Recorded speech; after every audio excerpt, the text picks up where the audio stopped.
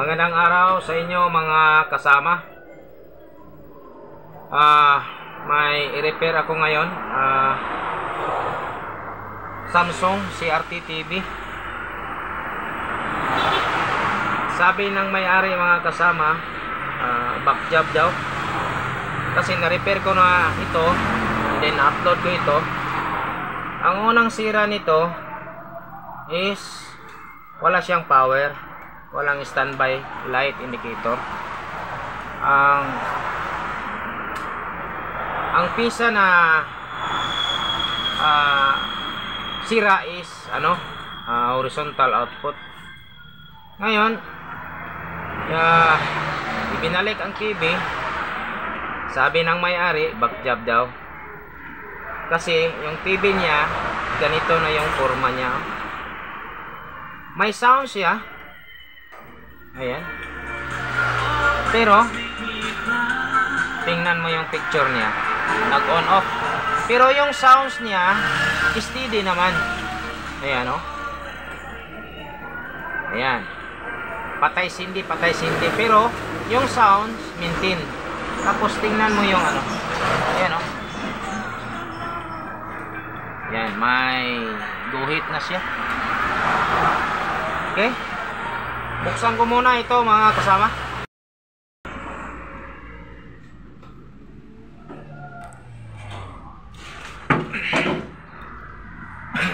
Ito na yung loob niya.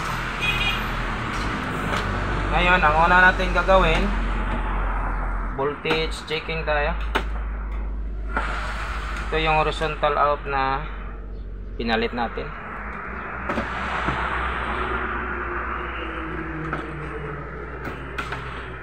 Ganito talaga ang buhay technician mga kasama. Kasi nung una okay naman ito, nag-power naman after napalitan natin ng H out. Yun, ngayon patay sindi na siya. Pero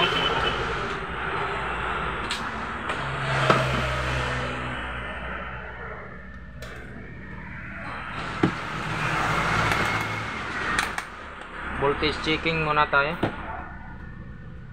Pag ganito mga kasama, ganito yung sira.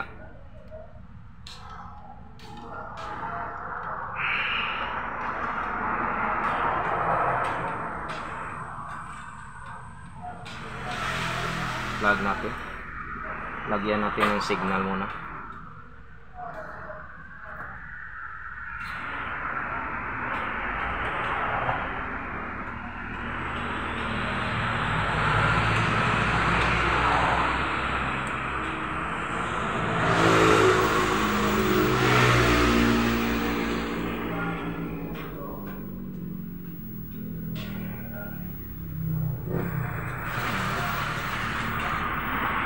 Dito mga kasama, saglit lang. Kailangan talaga itong ikabit. Kasi hindi mag-switch yung signal pag hindi ito nakakabit.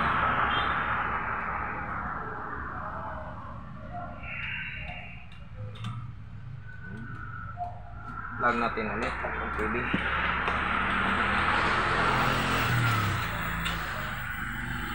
Tapos yung DVD.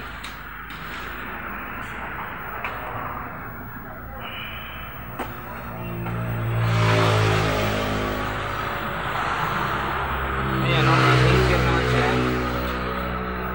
Tapos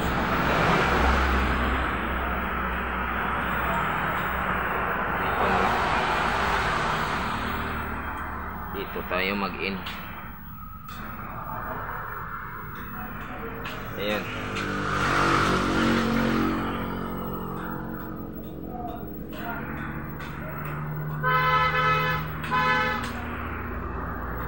Ayan.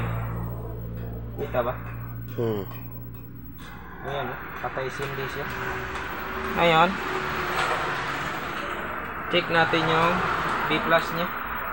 Kita ba yung tester? Check natin yung B+. 124 steady. Yung 180 nya Okay, pasok. Ngayon, pag ganito yung problema, check natin yung EBL. Tingnan mo yung EBL. 9 volts, tapos ayan. Nag-fluctuate siya. Ayan oh. Ayan. Tapos tingnan mo yung sa salamin oh. Sabay sila mga kasama. I-transfer natin yung tester para makita nila. Ayan, kita ba? Yung salamin tsaka yung tester. Ayan oh. Patay sindi siya, tapos yung voltahe fluctuating. Okay. Pag ganito mga kasama, di na tayo magpa sikot-sikot nito. Ang sira nito is wala dito sa board, hindi yung flyback, kundi ang sira nito is yung picture tube. Pag ganito na, patay sindi siya, patay sindi.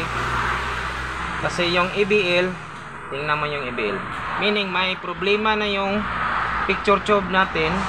Kaya yon ang naging resulta niya. Fluctuate, 9 volts. Fluctuating. Ngayon, ang gagawin natin mga kasama, palitan natin itong picture tube. Pag ganito ang sitwasyon ng mga TV ninyo, balik muna natin.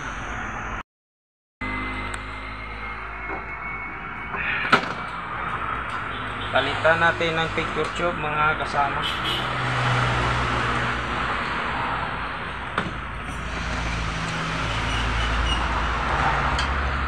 Mag-ingat kayo pag magtanggal kayo nito ha, kasi high voltage yung magpupundo kasi ito ng kuryente. Itabi ko muna ito.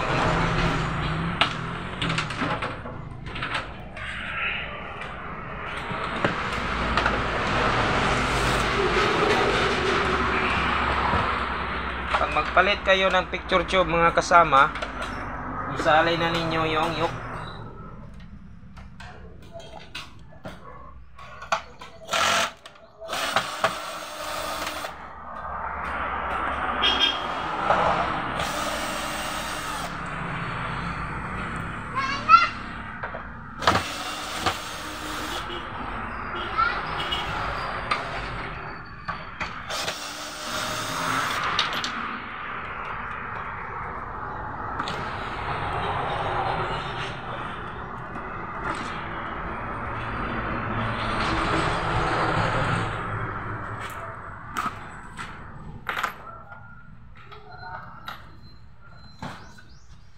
Baka sabihin nila baka itong yoke yung may diferensya. Ngayon i-check natin muna.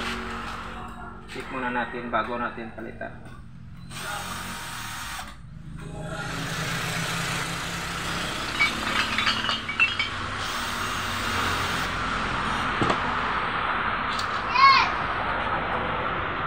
Tingnan mo yung yoke. Okay ang yoke, di ba? Okay ang yoke.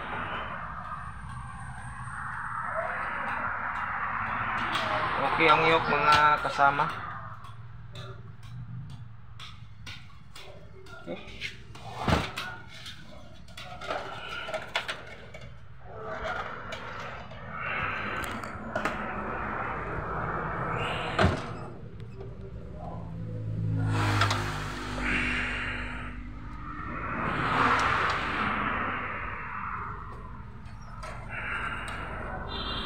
Grabe ang picture tube, ang bigat.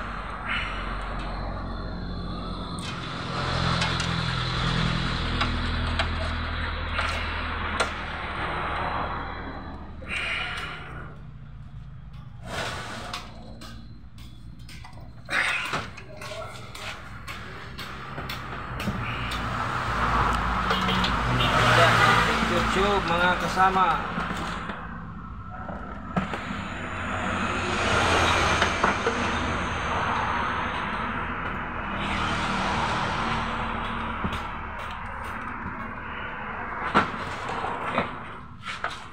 kuha lang ako ng ano, picture tube. Ito yung ipalit natin mga kasama.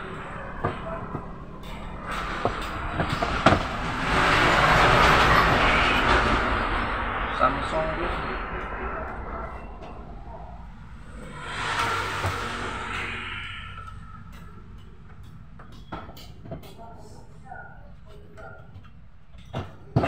Yan.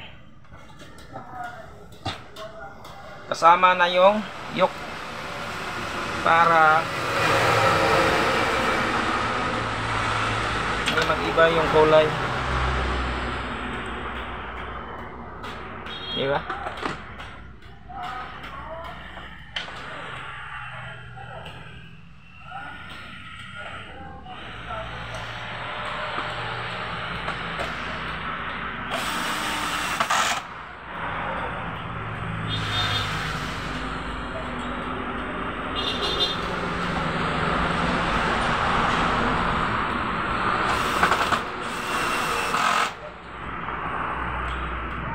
Itong picture tube na to mga kasama, ano lang to, galing sa ibang TV. Samsung din.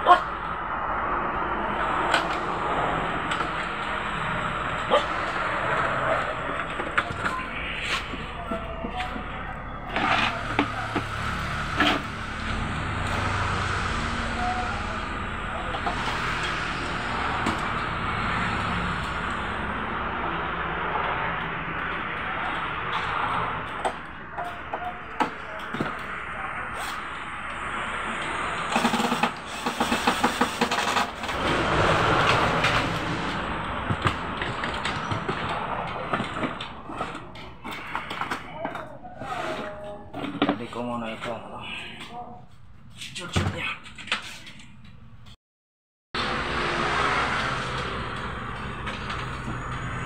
Okay.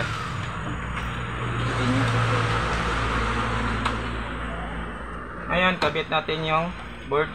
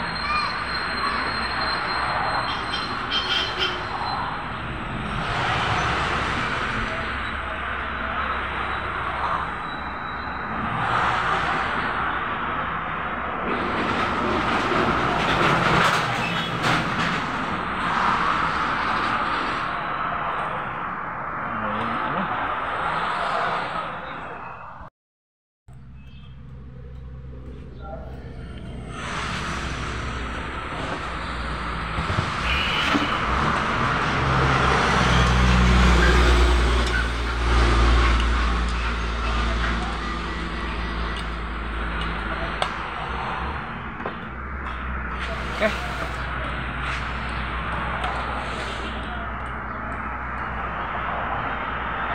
Subukan natin mga kasama.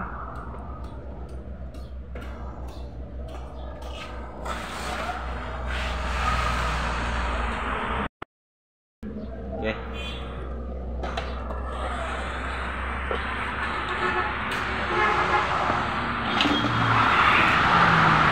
Ito na yung bagong tube natin mga kasama.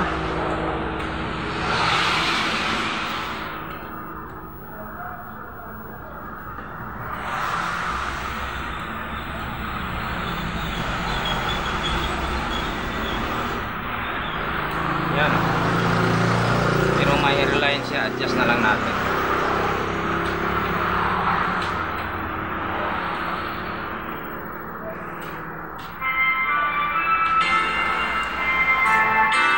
Wala na yung ano, di ba? Pinawisan ako sa ano. Medyo ano lang. Alayin lang natin ng konti.